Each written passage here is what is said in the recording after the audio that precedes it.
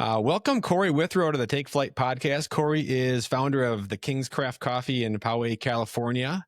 And Cory's journey has taken him across various fields of work and play, which we'll get into. But Cory, do you want to start off and maybe talk a little bit about the King's Craft Coffee? I'd love to, man. First of all, just thanks so much for having me on. It's an honor to be, on your show, be a part of this. And just the connection that we made so far, it's been great. So thank you so much. Yes, you're welcome. The King's Craft Coffee, we were established in 2016. We are in this little town called Poway. Everyone says, "Hey, where are you from?" I say San Diego. It's just a little suburb. It's like a little city within the big city, and we're just out here. Our kids have grown up in this community from kindergarten to now they're out of college. And so we started the King's Craft just really to kind of have the ability to create atmosphere for our community and to create ridiculously good coffee. I mean, that's one of those things where kind of everything that we've done all our life, we try to be the best at. And you dive into something and you feel like you're called to it. And so you just give it everything you can. And we found that we love coffee. Has coffee always been a love of yours? Being from Washington, you would think people like, "Oh, you're from Washington. You must love coffee." And I'm like, you know what? I remember when I was a kid, my grandma would make us coffee and it would be more milk and sugar than coffee, but we felt grown up, we felt, Yeah. um, The light brown coffee. That's right. Yeah. I mean, it had a tint of coffee in it for sure. Yeah. You know what? I have always had the love to create a community.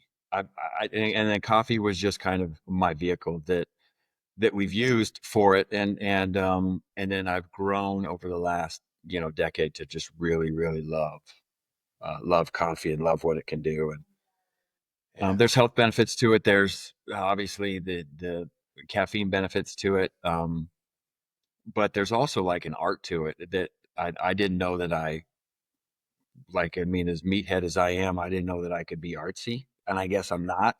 But this is like my one way to create, and so um, I do. I love it. I love it now. But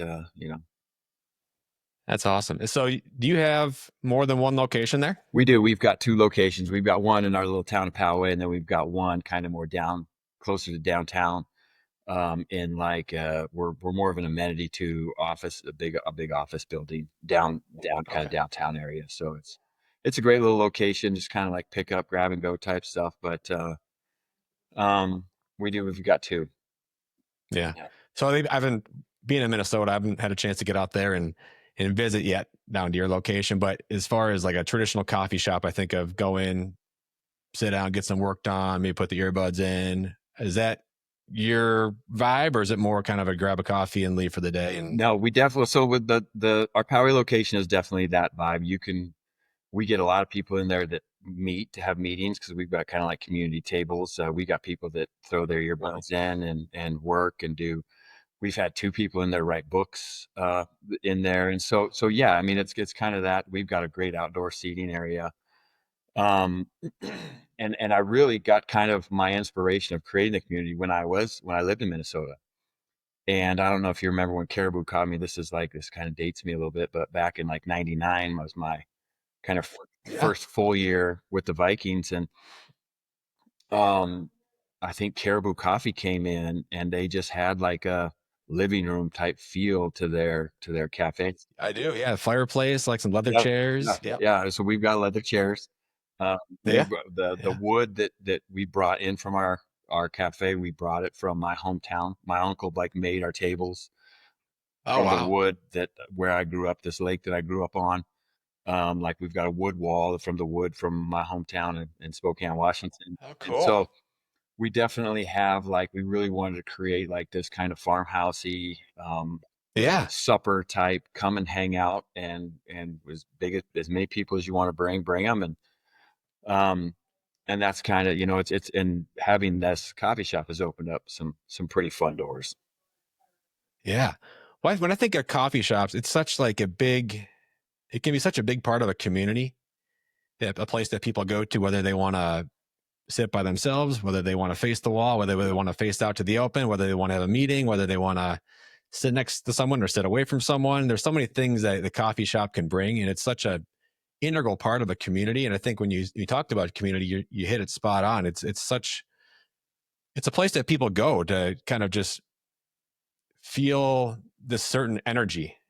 And I think when you start a coffee shop like that, I'd imagine it's probably a pretty competitive business to be in, especially in an area like yours where, there's a lot of cafes and coffee shops, I'm sure. But like, what has community brought to you and meant to you over these past, 8, 10 years being in the industry?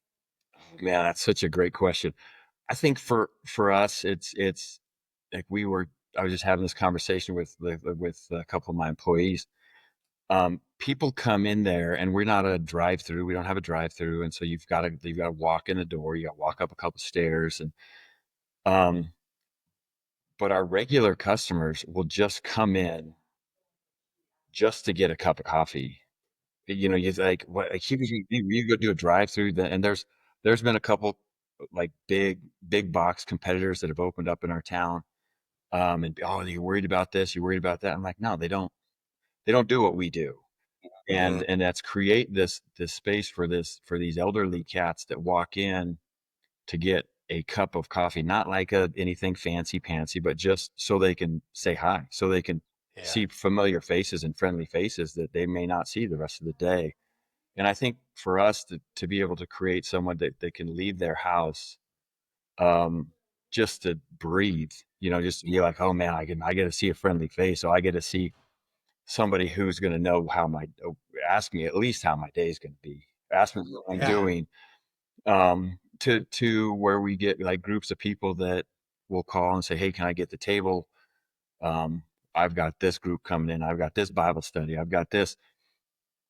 And to be able to, and people to come in and know my name. They're like, hey, Cory, how you doing? And I'm like, gosh, I probably should know your name. But, Yeah. and they know, I was talking to our manager, and she said some guy came in the other day and gave her $100 bill. She goes, thank you for being here. And I'm like, sure, you know, can you buy me a Wow. burrito or something with that? Like, come on, Yeah. man, whatever. Can I get some of that deal? But I mean, and we're not in this crazy affluent where people are slinging $100 bills.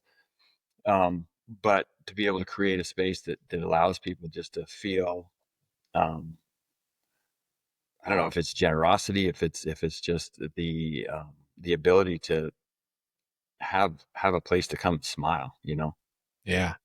Well, yeah. I mean, a place like yours, and I've had your coffee, and it's great coffee, Thank you. and I want to get some more, Come. and we'll get into it. But coffee shop is so much more than just the coffee. Yeah. You know, people aren't there just for the coffee. I know that because I go to coffee shops and I go to the places that I feel I feel my best. My energy is the best. Whether there's a coffee shop across the street or across town that's got better coffee, it doesn't matter to me because I'm going to go to the spot that I feel welcome and that I feel that I can bring me that positive energy. And that's the reason why certain coffee shops make it as long as they do, because they form that community and they have that certain energy and vibe about them that it feels really welcoming. And so I can tell, that you've been in the industry as long as you have, you guys obviously have that with who you guys are in the community. Yeah, and that's such a great point. And I kind of, we've got a couple like staple standards, and people are gonna have different tastes in coffee, and people are gonna have, I mean, some people like dark roast, some people like they just whatever they like, and I tip because I do all of our coffee roasting. I do the roasting. I want it, like if somebody's gonna say something bad, I don't want them to say something bad that I don't have control of. Like if they're gonna talk crap about Yeah. people have different taste buds, but the one thing that Yep. we can control is our attitudes. And I said, we can get Yelp reviews that are terrible about our product, but if we get anything that's about our personality and how we present ourselves, it's unacceptable. And so like it's such a big deal to us to create a space where people can just, oh my gosh, it feels like they walk in and they can just feel good. And there are times where my wife and I will be walking around the neighborhood. We take our dog for a walk, and I'll walk in there. And I'm like, it's something I like. I'll go behind the counter. I'm like, all right, someone needs to lose an attitude because it feels like someone's got some problems in here. We need to drop that. Like it's not about you right now. Yep. And so I don't have a problem having those conversations because, like you said, if you were to walk in, you're like, gosh, it feels. Why is that lady have a terrible look on her face?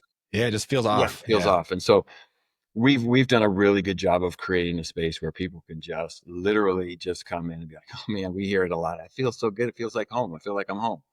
And so that's it's really important to us. Yeah. That's awesome.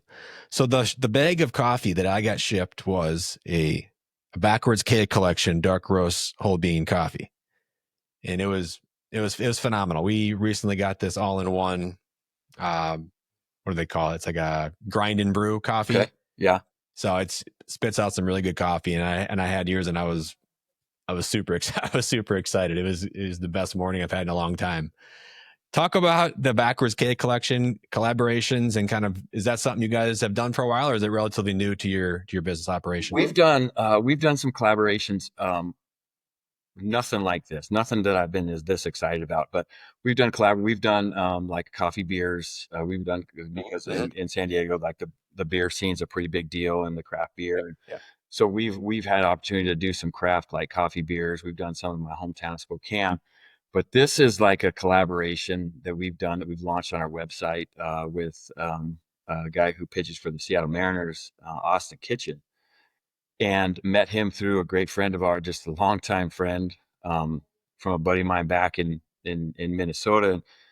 Um, he just kind of said, "Hey, this is what I want. This is the kind of coffee that I like." And I had at this point when we were creating these blends for him, I'd never met him. He just told me, so I sent him coffee. I'm like, "Tell me what you think of these." And he's like, "Well, I like a bolder coffee." I'm like, "Yeah, I don't burn coffee. I'll make you a darker roast, but I'm gonna pull profiles from different regions of the world, pull Yeah. these coffees from you." And he is he's just a stand-up guy. He's a phenomenal athlete, great husband, and so it's been really fun from kind of soup to nuts, I guess you could say. Is we started like we created the brand, created the label, created the blends, and then launched the coffee. And it's been really, really, really fun. It's been pretty successful so far. You know, you can get it on our website and kind of hear the story, hear his story, and kind of follow his journey right now. That's been like I'm a baseball lover. So when this was brought to me, and I had met him finally face to face 2 weeks ago. I went out to Phoenix and met him, Huh? and we did a little coffee tasting for a couple of his buddies out there that he plays with, and um, it went really good, and he did a really really good job of picking some great coffees. That's awesome. Yeah, Well, when you're ready, we'll end up doing a Take Flight line eventually, and we'll get that going across the let's country do it. too. Let's do it. Launch.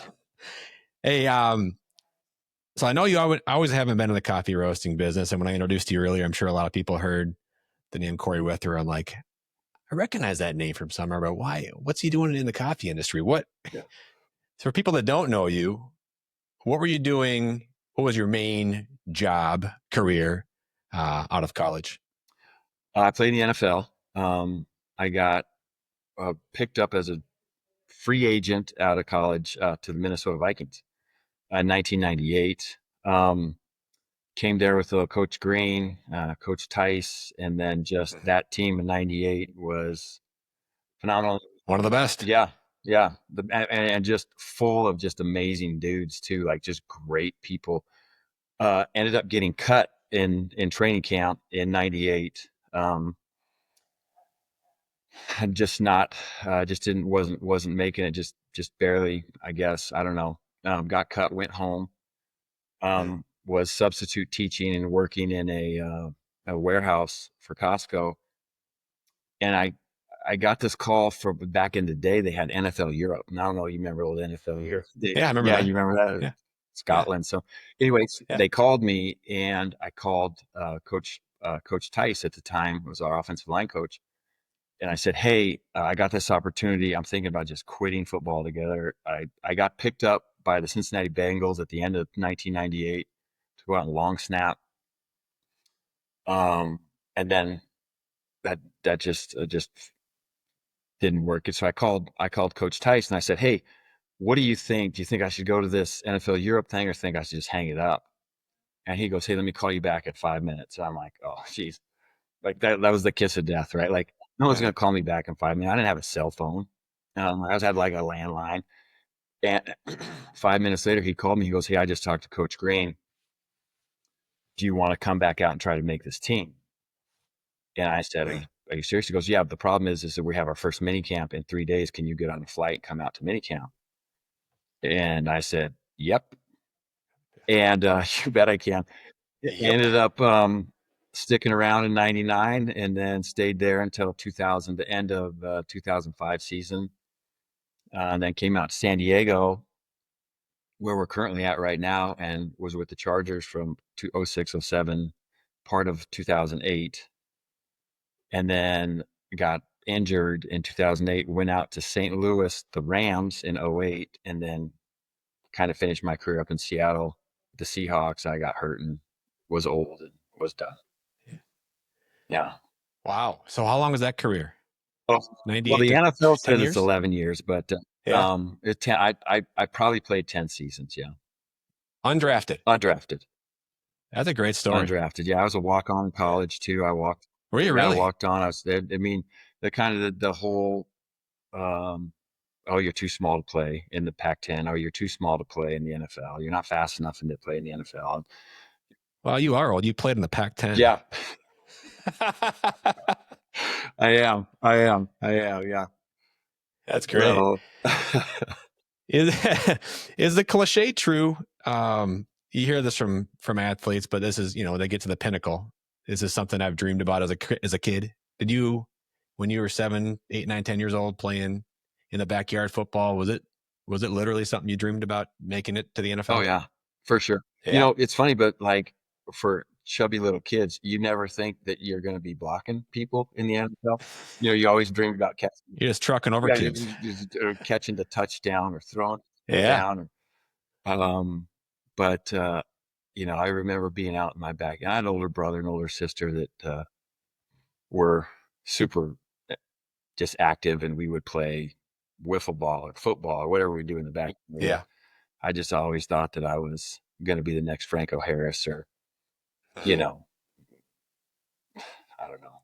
But, um, yeah, I do, it really was, and it just and I never let it go. And some people like, "Oh, well, they get hurt or they get told no, or they get some sort of setback, and they're like, "Oh, well, it just wasn't meant to be." And I'm like, "Nah, I don't have a plan B.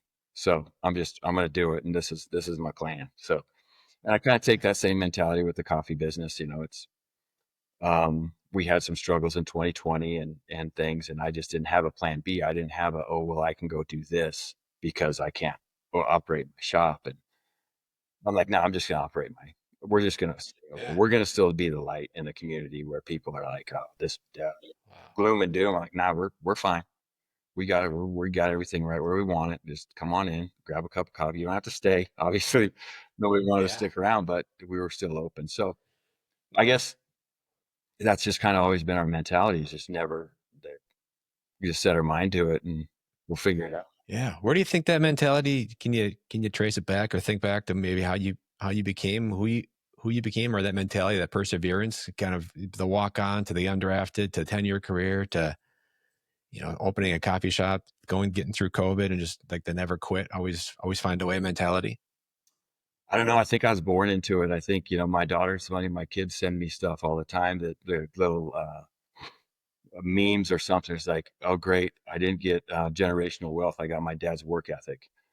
So I just really think that it's just kind of just it's a family trait, and I think it's a little bit of just ignorance.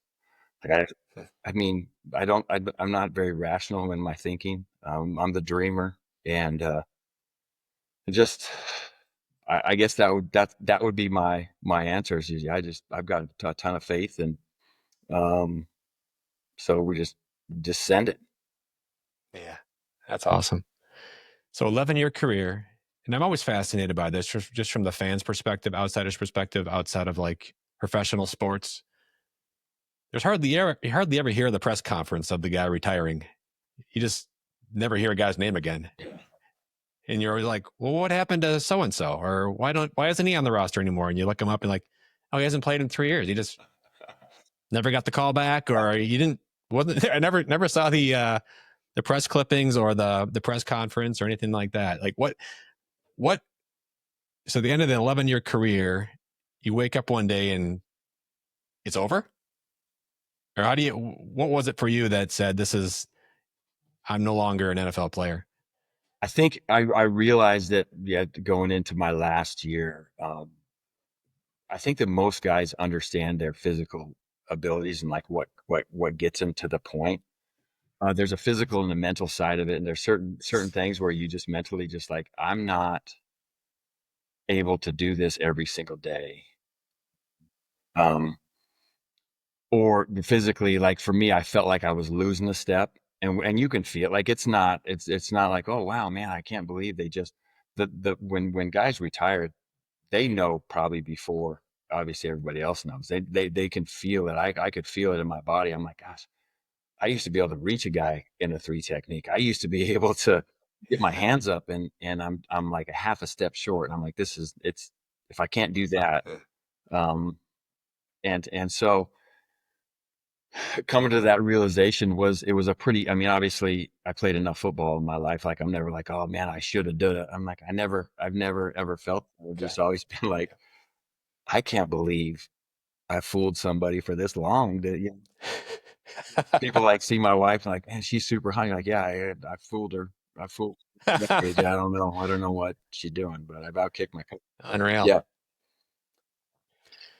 I've written about this a little bit, but and I'd imagine it's probably even more so true for professional athletes because it takes so much dedication and grind over multiple decades. And then one day it's over. And when I write about it, I talk about your work being your identity. yeah, And like your identity is your work. And so many people get lost in that. And once that ends, whether it's a job or a professional job or something else, and when it's over, it's hard to like separate yourself. You're no longer that professional athlete. You're no longer, the chef or the doctor or whatever the case might be. Like, what was it for you? How did you get through those first days, weeks, months, years of no longer being Cory Withrow, the NFL player? I don't. Such a great question. I think that maybe that I never. I mean, I say never. I didn't put my full stock in me being the player. Like even when I was playing, I was like, oh, well, I'm also a dad. Um, Mm-hmm. this is something that I get to do. Like I wasn't. It's not. It wasn't handed to me, but I got to do it, and it was. I was just always. Honestly, I was just always super grateful. Like I'd walk into the locker room pretty much every day and be like, oh my gosh, look at it's Matt Burke's next to me right here. Oh, Dante Culpepper's, I mean, certain things. Randy Moss is right here. He's sitting right, and I was just so grateful to be around like such a bunch of amazing people. That I didn't put a ton of weight in the I'm one of these guys. And so when I retired, I became I guess at 33, my life wasn't even close to really getting started. And I still kind of have that feeling. It's like, I really haven't seen anything yet. I don't know if I've done anything yet. Have I done anything? Have I made a difference yet? So just, I guess always just kind of like being grateful for where I'm at and being grateful for the day that I got. And then, um, just really, I think the hardest part of the transition was not getting the paycheck. Yeah. But I think just realizing that there's still so much more to go. The plans that God has for me in my life wasn't just to stop when I was 33. Yeah. That's great perspective. And I'm sure that a lot of that's your that's your mentality. It speaks to your, the not getting the scholarship or the getting drafted. That's the workman attitude, and you're grateful for the moments that you get and the opportunities you get. You make the most of them, and when it's over, then you're thankful for what happened and you move on to the next thing. And Right.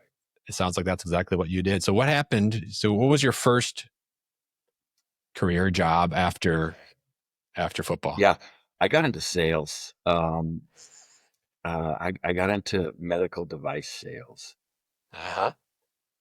and I don't know, and we kind of touched on this. If you've ever seen the movie Tommy Boy, but that was my sales technique. I was worst salesman. If you would tell me no, I'd be like, I wouldn't buy from me either. I don't know. Can I just come? Can I come into the surgery and watch you work? Uh, I just the corporate. I tried the corporate world. I tried it. I tried it hard. I was at a couple different sales jobs, and but despite my best efforts, that wasn't one of my strengths to get into and selling something of somebody else's products that I just couldn't like buy into. I guess. Yeah, it was interesting. Yeah. So off of that, and I ask everybody this question because of Take Flight being the brand, but was there a specific, or has there been a specific Take Flight moments in your life where, that shift occurred for you and that a new door opened or a new journey or a new path continued for your journey? I think when we opened the cafe, it like that take flight moment it was real. We were my wife and I were up in Mammoth Lakes, California, and we were up there enjoying the winter. And we walked into this coffee shop, and I'm like, oh my gosh, like your take flight type. I walked in there, I'm like, I got to do this. This is what I have to do. I kind of looked at her, I'm like, we should open a coffee shop. And she's just as gracious as she is, and as with her words and the look on her face and what she said were the two. She's like, she looked at me like, what? And she goes, yeah, you should try it.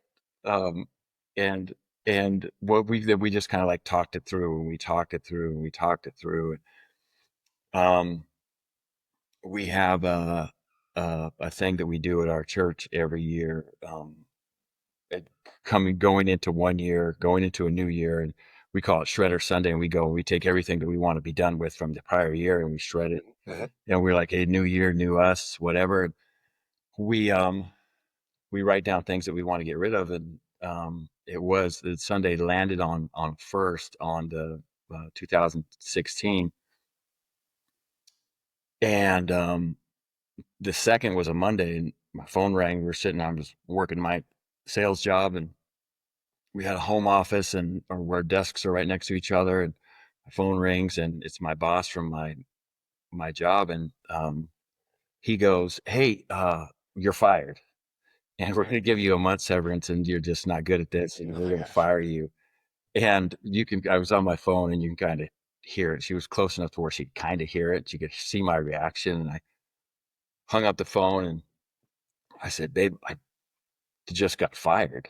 And we had already started the King's Craft. We had already like the concept was going. We didn't have a building. We didn't have anything, but we Mhm. had a concept. I think we might even had a URL, and we are just starting, kind of move in that direction. And she just goes, "Wow, that was fast." And I'm like, "What are you talking about?"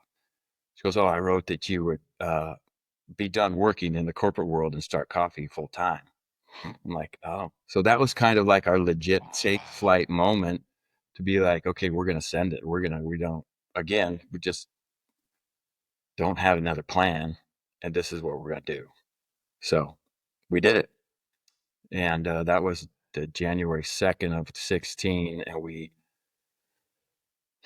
did little kind of pop up events, but to get a place in California and to get all of our permitting and all the other stuff we had to go, we didn't open our cafe officially until September 9th of 2016. So we had 9 months of, we took a shell of a place. Like if you would have seen where our cafe, we ripped it to the studs literally and rebuilt it. And the old saying that location is everything. And we're in a soccer park in the east side of our town, not even like the busy part of our town. And um, this community has really sustained our location um, like crazy, just because it's not the local. It doesn't have a drive through. It doesn't have things that you're like, yeah, and any sort of like you got to have these three things to make it in the coffee world. And we just had us and just the community, and um, That's really yeah, it cool. was pretty fun. I love stories like that when, you didn't love your corporate job, obviously, but like when your hand was forced and they kind of pushed you off the ledge, that just fast tracked everything. And Yeah, here we there go. we go. Let's find out what happens. That's it. And that's what a lot of people need. And truthfully in life is they need that little nudge. Everybody has, or not everybody, but a lot of people have these thoughts or these dreams or these what could be's in life, but they never pursue them because there's that safety net, that they can always just kind of like, well, I got my job. It's okay. And maybe down the road, I'll try this. But like for you to be like fired and you're like, boom, let's go. Coffee shop time, Coffee shop time. Yeah, full time. it's hard sometimes because that familiarity of every other week check, and that I get Yeah. vacation time, I get sick Yes. pay, and I get and and sometimes when you're not when you get kind of pushed out, like you said, like thrown out of the nest, you gotta start flapping, buddy. Or you There you yeah. go. Good analogy for Take Flyt there. Thank you. I ask everybody this question, but can you think back through your life, one or two people that you've drawn inspiration from to have you become who you become in your life? That's good. There's probably more than one or two, but Yeah. I would probably say, man, hmm, if I could, I don't know. Yeah, that's good. Inspiration.